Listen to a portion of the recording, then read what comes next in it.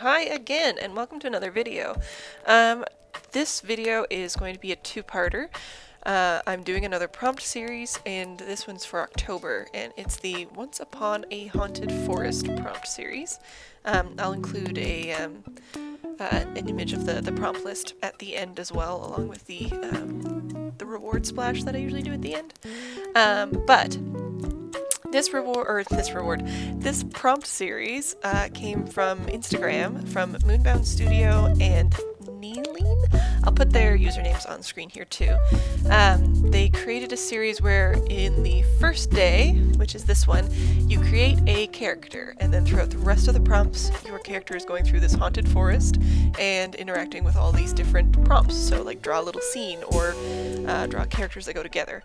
I mean, by the time you watch this video, it's going to be, well, I'm editing it today on the 19th, so you're going to see this video at the end of October, as well as the other installment towards the end of the month. But if you were looking for a more fun prompt, you could probably even do it through the month of November. It doesn't have to be in ink.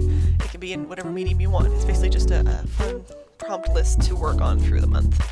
So I decided for this prompt list I wanted to do a really, really simple character, because the thing I wanted to work on was trying to get more comfortable painting settings with my characters, because if you haven't noticed already, most of the time when I paint my characters, they're sort of just standing alone with either a really simple like little geometric shape behind them, or maybe some like soft diffused paint kind of spreading it. They're not usually in like an actually defined setting.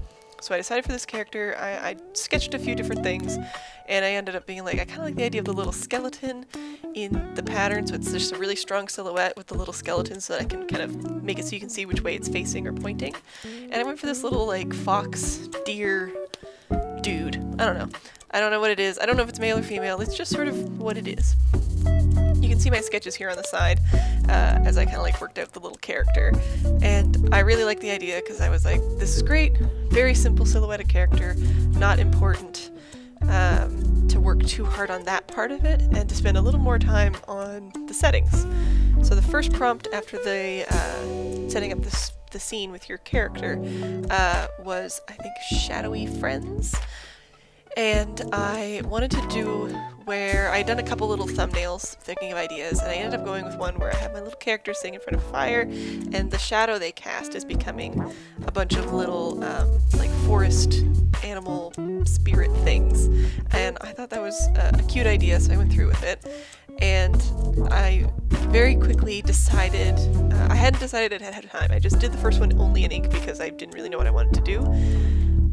At this point I decided I wanted to do each one in like a monochrome color, so again I was just focusing on the setting, on shapes, on like values. I'm not doing line work, I'm making it very, very simple because I want it to match my art style. I didn't want to get doing really realistic studies of scenery and then have my very simplified characters in front. I want my settings to match my characters. So I went through, and this first one is reds, and then I decided, oh, I should do the complementary color in the little skeleton, so that like there's your pop of a different color to kind of make them stand out just a little bit more, even though they are very strong black on this background. And the first few prompts I used my very cheap koi watercolor set, and you can tell, and I'm very sad that I didn't right from the get-go use my nice paints, because I'm used to painting closed spaces, much smaller, not a lot of washes, so using my cheaper set isn't a big deal because it's not really, I'm not relying on it to be super robust, and it's not, you know, I'm not doing these big washes where I'm adding a lot of water to it, where I find these kois and a lot of other cheaper paints get really like grainy and chalky, and it's not as nice. So, and the washes would pick up stuff. So that first one I used that for. Actually, this one, the second one, I did use my beam paints for, and I'm very glad I did. So the second prompt was faces in the trees, and I thought it'd be really cool to do this looking up into the canopy. I wanted to practice like a different perspective, and again trying that like simple shapes, break it down. So I did that where the canopy, where you see all the trees, their leaves almost touch but they won't, see it, that like white outline of all the trees up above you. I wanted to do that. I thought that would look good, and then again, it would make it so I could just make simple shapes. And then I thought, oh, all the spaces in the leaves could be the faces, but then I thought, if I work this too much, it's not going to look the way I want it to. It's going to look too... I don't know, it's going to look too busy compared to my very simple character. So I decided, even though there would be more spaces in the canopies, I'm going to just stick to just the eyes on each one and use the trees' crown branches to make the mouths on each of them. And this was very fun. I did this one on stream, and I was having so much fun with it.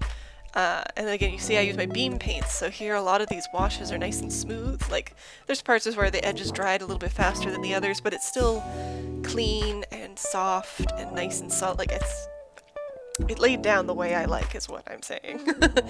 And yeah, I basically went through, did this nice canopy, and then kind of did a couple layers to make them a little more punchy, and then I went back in and I inked those trees.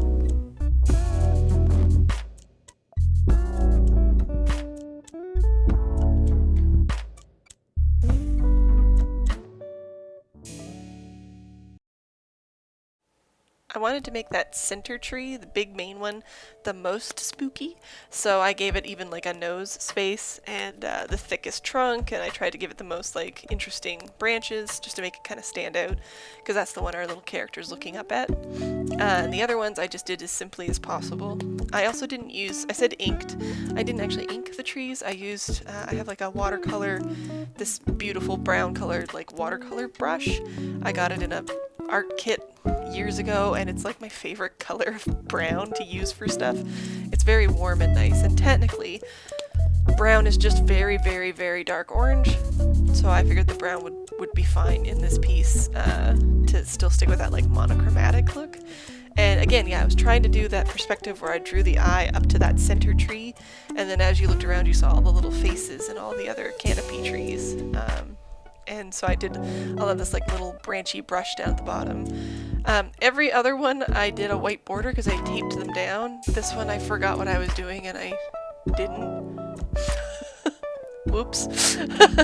Oh well. I might, if I make a print of it, I might go in and digitally add like a little white border and have my character breaking the border. But I think it turned out really cute. I was actually really proud of that one. And then on this one, I screwed up a few different ways. It's my least favorite one by far. I did start with my beam paints. That blue is my beam paints primary color set. That blue comes from that. And originally when I was planning it out, I was like, oh, I'm gonna do this one in yellow. So I did all of the line work with a yellow pencil crayon, expecting to go over it because if I did pencils, the yellow wouldn't be as clean. Listen, I fucked it up the other way later. When I do the yellow one, I used pencils instead of pencil crayon. Fuck. Anyways, so I did this yellow, and then after I was done drawing it, I was like, actually, you know what? I want to do it in blues because I think dark fae will look more spooky in blues than that bright, happy yellow color. So as a result, you can still sort of, like, even at the end, you can see, because the pencil crayons have a little bit of, are kind of waxy. I have cheap ones, I don't have nice ones.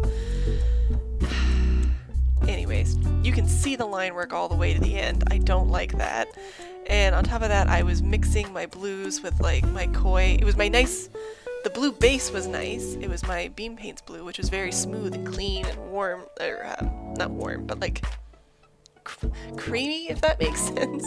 It lays so nicely. And then I mixed it with my koi set, which made all of the other washes just grainy and chalky and muddy, and I'm so upset. It is my least favorite for a reason. I did want to try and do these skeleton animals sort of sneaking in shadowy from behind the trees and around as our little character fell asleep on their little adventure through the woods. They saw the faces in the trees, maybe ran away a little scared, and then went to sleep, and these spooky shadowy creatures started following them and sneaking up on them as they took a little break under this nice tree. So the top one is sort of like a deer or a horse skull, but I kind of added goat antlers just because I thought they would fit in the frame better. Again, I was trying to break the border, which is something I continued with other ones, and I like doing that. I like breaking the border, but I'm not practiced enough yet. At this point, everything is still kind of, like, aside from the treetop one, these first few are very cluttered and messy and not very defined. And between that last one, which I was so disappointed in, and this one, which was the Guardian, I had a dawning realization about how I wanted to at least do tree shapes. And then I thought, if I go from there, I can build up my repertoire of, like, these are the shapes I use for these things, because they need to be, like I said, for my style, I want them to be simple. I want them to translate easily. And part of that was looking at artists like Iraville. Their art, their beautiful, like, scenery and settings that they paint are gorgeous. And they do this too, where they do nice simplified shapes, and then they do these amazing, like, watercolor techniques on top. I'm not doing any amazing watercolor techniques on top, but I took a lot of inspiration from how they broke down their trees into their shapes. They have, I feel like Iraville uses, like, just like 2, maybe 3 different shapes. They do, like, cactuses as well and stuff like that. So for mine, I decided to do, like, I picked each type of tree I could think of in my area, like North America, and I decided what shape each one of them would be, so that if I wanted to put in a pine tree, it's a triangle. If I want to put in a birch tree, it's an oval. If I want to put in a maple tree, it's a circle. And if I want to put in, like, an oak or an elm, it's a square for the canopy. So I decided that right from the get-go to make everything simpler. And then to practice it on this one, I thought, we're going to make the characters really big. The focus is going to be on the Guardian, not on the setting. And that gives me a little bit of wiggle room to practice this idea. And it turned out so much nicer. I really loved this one. I also had gotten to the point that I was like, I'm not using anything but my beam paints. Maybe a little bit of my koi set if I need to, like, tint something and I just can't mix that myself for my primaries. But I'm not using my cheap kois anymore. They're ruining all of my work. Also, I apologize if you hear the tippy tappies. That's my dog. She has decided that because I put on real pants today that I must be going to the day job, and therefore she must be getting her dentist stick before I leave. So she has to hover. Anyways. Oh my god. So yeah, I did a nice soft wash of green, and this one was all green tones. I did a little bit too much blue here in the Guardian. I wasn't a huge fan of how that turned out, but it's fine. It's, in the grand scheme of things, it's still leaps and bounds better than the first prompt and the Dark Fae prompt. Everything turned out so much nicer. And again, I'm trying to practice that, like, layering up these colors so that I can go lineless and get used to doing, like, depth and building these shapes without having to expressly line them.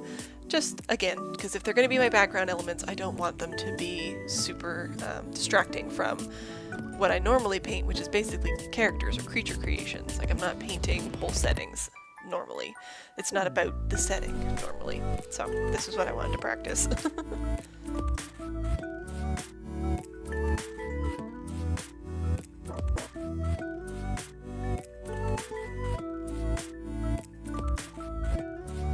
And I decided to go in, this was different from my regular set. This wasn't part of the, obviously, my beam paints set, but I have this radioactive green I got from KHM watercolors. I don't know if they're currently selling watercolors right now or not.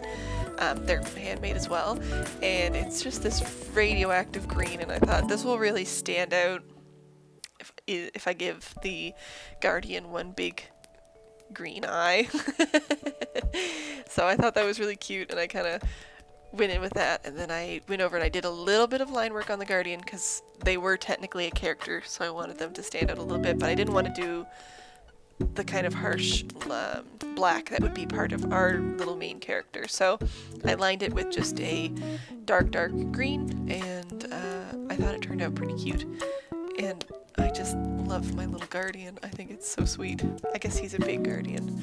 Either way, it's sort of like a Moosator, one-eyed Moosator, one two-horned flying purple people eater. I don't know.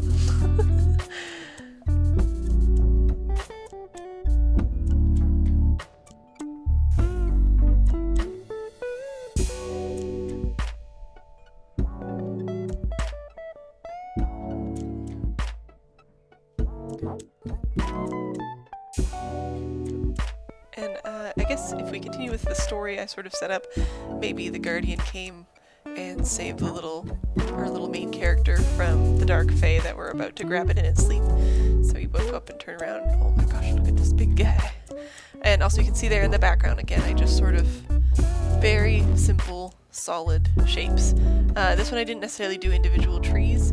I do that later on and like layer them up in one of the other prompts, but I stuck with my guns of the idea of at least what shapes they would be broken down into. So a pine tree, and next to that is a maple tree, and then some more pines because it's greens for this one, so I wanted it to kind of to go in. And then yeah, I just took off all of our tape so that I could go in and add a few little border breaking details.